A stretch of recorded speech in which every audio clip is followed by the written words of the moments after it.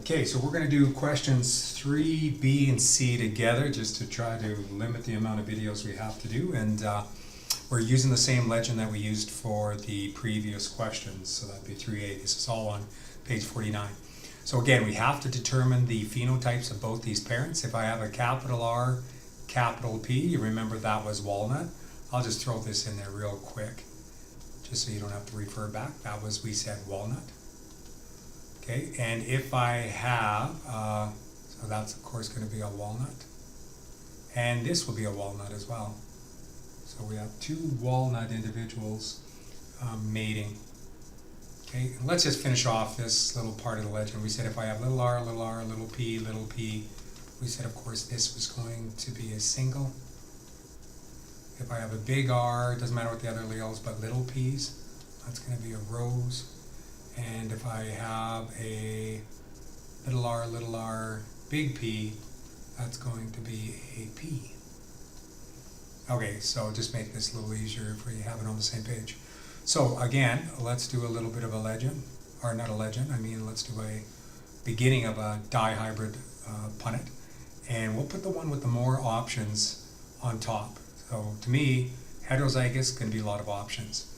So capital R, capital P, capital R, little p, make that with a little hook or whatever, or some people put a line on top. Little r, big P, and little r, little p.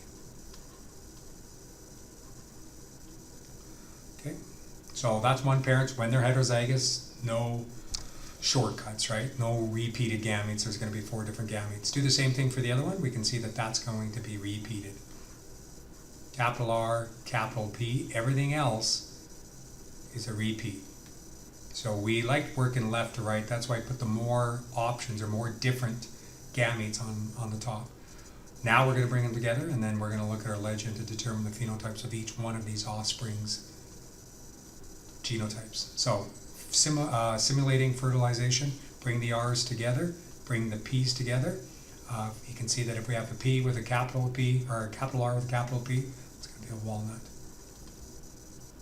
Okay, R, big P, little p, right? Still going to be a walnut, because if I have capital R and P, it's always going to be walnut. And if I have a capital R, capital P, walnut. And capital R, capital P, little p, also going to be walnut. So kind of like the previous question, even though they had different genotypes, we're still going to end up with 1 or 100% if they wanted it percentage walnuts. Okay, out of that. Now let's take a look at the next one here. Let's just do a quick little Punnett square here.